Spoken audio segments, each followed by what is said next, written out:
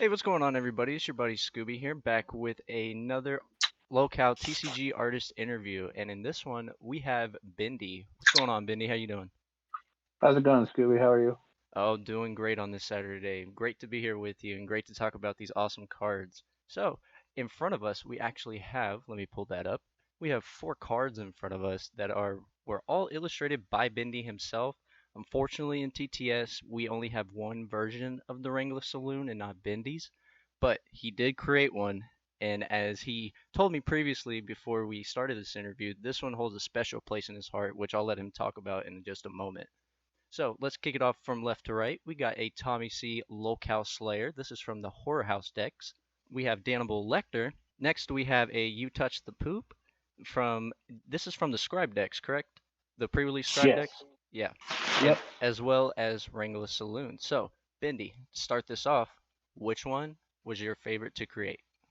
Honestly, it'd probably be the alternate art version of the Wrangler Saloon you got right there. This is the one that's in the set, but mine was the pre-release like special bonus you got for ordering the decks. Oh yeah, the little special promo. Yeah. That one was probably mine for a couple reasons. It was the first time that my art was ever on like an official trading card game card, Oh yeah. and it was also my version of Wrangler is also probably the most time consuming drawing that I've done, getting all the little details in the wood of the saloon and everything like that.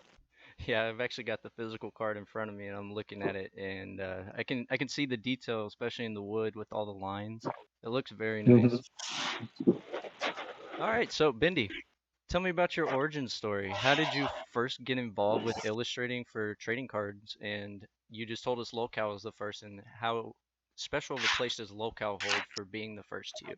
I Loco will always be home to me now. I've always been a fan of like doodling and sketches, but after I served in the military and went overseas, when I got back from a combat tour, I got into drawing as kind of like a vice to cope. I ran into Tuffy a couple years ago at a MetaZoo tournament, and we've been good friends since. And then I think it was February of last year of 24. He shoots me a message, hey, draw this for me, and he wanted me to draw the Wrangler Saloon. So I'm like, all right. So I drew up an idea and showed it to him. He's like, we're gonna use this on our card. Welcome to the team. So I'm like, okay, cool. Wow, so like kind of just fell in your lap. What a great thing.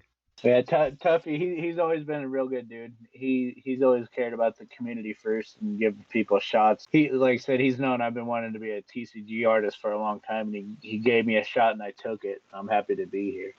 So, what does your creative process entail when you're designing a trading card illustration? Do you usually start with your characters, or have you drawn any of the backgrounds in your cards?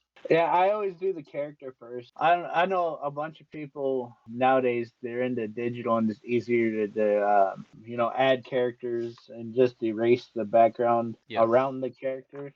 I haven't gotten into the digital thing yet.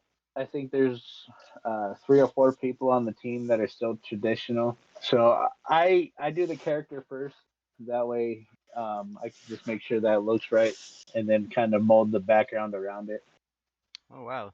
Yeah, it's very interesting that not a lot of people stick kind of just strictly to sketch art and not moving to the digital side. Is there a Yeah. particular reason, or it's just your preference?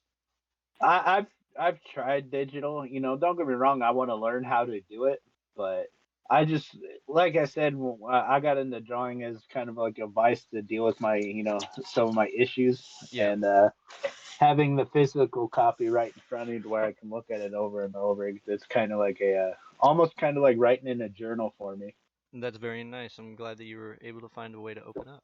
How much freedom do you receive during your illustrations? Are there any strict guidelines that you have to follow? And do you have any influence over the abilities of the cards?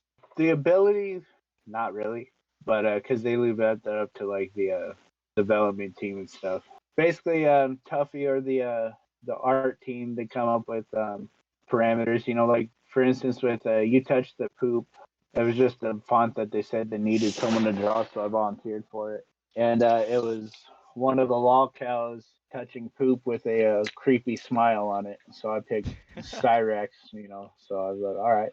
Like they'll give you a couple prompts.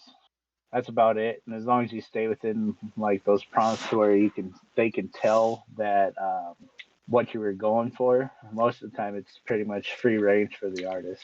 Oh, wow. That's very nice that they'll have a lot of creative freedom then. So, You given know, a card small size, since you're sketch artist, are you drawing on a full paper canvas, or are you trying to get it in that, what is the size of a card, like 3 by 5 or something like that? yeah, it's kind of cool how they do it. As long as I make like like the character in the background a certain size on the paper. Once I scan it in, they can make it crop it basically to fit into the card. So there are size parameters like with Dannibal Lecter. If you look at the full art, the only thing that's missing is the like part of his body wrapped up in a straitjacket. Yep. And then with Tommy C, I think the only thing you're missing, I can't remember if you see it on the full art or not, are his boots. But there are, yeah, I'm looking at one right now. The only thing you're missing is the boots on the full art. But yeah, so there are parameters you got to kind of adjust for. But like I said, for the most part, it's pretty much free range as long as you can fit into those size parameters. It really doesn't matter. So tell us about a card illustration that you're particularly proud of. I'm guessing that's going to be the Wrangler Saloon. And besides it being your first card in a trading card game, is there any other reason why it holds a special place to you? Yeah, basically, I've always been into drawing, like cartoony characters and everything. And then that was the first one. That's what I was kind of stunned when Tuffy reached out and asked me to draw it because I've never been one to draw, buildings or that. I've always been drawing characters. He reached out for that and he said he liked it. So I was like, okay. So now once in a while I'll, kind of like a another notch in the belt, so to speak, of something that I can accomplish if I need to. It was the first time I've tried to actually draw like a an actual backdrop of something, and to have it be okay by an actual art team and everything like that. It was actually pretty cool. So when you're designing a card, since characters are based off of real people in the world, are Din's just given total creative freedom of how you want them to look, or does Tuffy, kind of provide like, hey, I want the saloon to look like this picture, or are y'all just given total creative freedom of what you want it to look like? With Wrangler Saloon, all he told me was he wanted an old west style saloon, like something out of an old Wild West movie. And then he sent me a couple of preferences, so I can combine them and go off of, and that's what I went off of.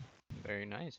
Have you snuck in any Easter eggs into your cards that nobody knows about or people do know about?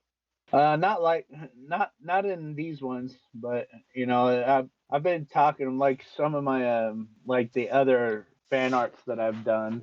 I've hidden Easter eggs and stuff like that in them, but not in the official art of the cards. I haven't done any yet.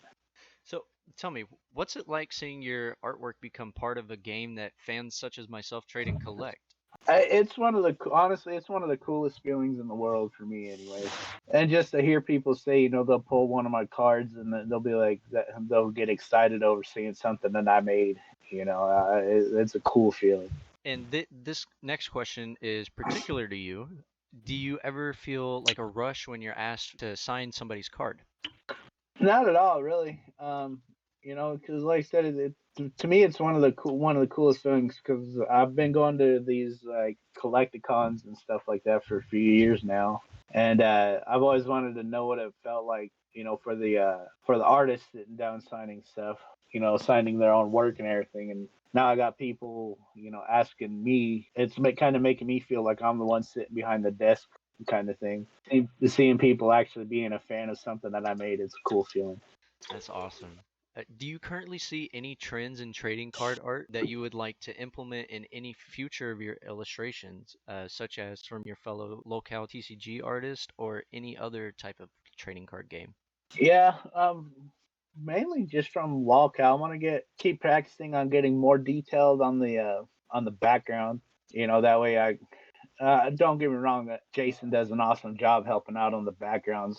I mean, look at what Mick Frog did with Puff Cemetery. That background just knocks it out of the park. Oh yeah, it does. And I know I'm kind of in like a disadvantage when it comes to that kind of stuff because, like I said, I'm still a marker and paper artist, but I'd like to eventually get to that stage to where like, I can do the high detailed backgrounds and stuff like that.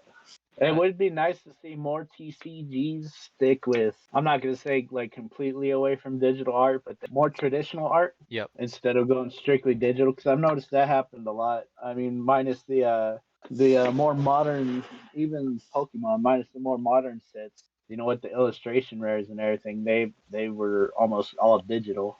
So, have you ever played LolCow yourself with cards that you have illustrated, and did it make you feel any type of special way while using them? Yeah, I played in the LolCow league last year. I finished third, and I always had the only ones I had available to me were the You Touched the Poop because Horror House wasn't out yet. But it was kind of a cool feeling when we'd be like getting seriously into the game and everything, and all of a sudden I'd pull my own card out and I'd play it, and it completely changed the momentum of the game into my favor. There is talk about having like a some kind of art contest, down the road. Yeah, but nothing right now. No, nothing right now. Okay. Do you have any advice for an aspiring artist who wants to break into trading card illustrations? Yeah, just keep your head up and keep going. I mean, like I said, the only time I ever drew was for myself or for my kids, and then what was it, in 2020, late of 2022, one of my friends that I met at the Dallas Collecticon, they're part of this artist group called the Artist Appreciation Project, and it's just a group of nothing but artists. They have monthly art contest prompts called the Draw Monthly Challenge, and they give you a prompt. You submit your art, and every month they pick 10 winners to turn their art into actual like art cards for trading cards, and they're not game cards; they're just nothing but art. And I won that 3 times, and so that kind of got me going into sharing it more publicly. So What is your favorite card of any set in the LolCow TCG? um, yeah, that's a tough one. There's a lot of good ones.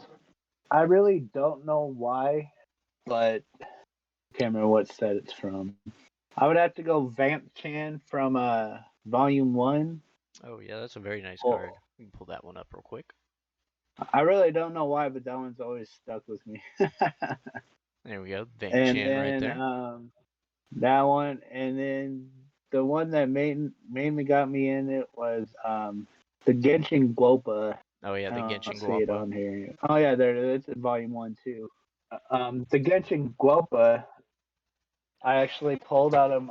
I wish I would have kept it sealed now, looking back, but I ordered a couple. I got into actual collecting the cards when Utter Island was released, and Oh, Tuffy hooked me up with a pack of Volume 1. I opened it up and I got the Glenching, the Glopa, oh, nice. and I think that's the only Volume 1 card I still have that I never got rid of. So I think this next question will be interesting for you. Who is better, locals or scribes? I I'm a fan of the Scribes more, but in gameplay the LolCows got the upper hand. I'm still trying to break through that barrier. I did all right last season in the league, so I'm hoping I can figure out a kind of like the kryptonite, I guess, Yeah, to figuring out the take down the meta. LolCow. There's got to be a way because, like I said, I can my deck can it can keep up with them, but it doesn't quite finish the job. So All right, last question, best question. Are you currently working on anything for locale that we hope to see in any upcoming releases? right now, just some fan art. Nothing um, per se for the actual game, but just some fan art and stuff to keep me busy. Well, we got these four cards right in front of us. Let's go ahead and take one more look at them. We got the Tommy C, the Damnable, the You Touch the Poop, and Wrangler Saloon. And unfortunately, again, the Milky Chai version is in here and not the Bendy version. So if anybody wants to look that up, just go to localtcg.com. All right. Thank you, everybody, for coming out to the interview, and we'll see you in the next one. See ya. All right, Bye. have a good one, guys.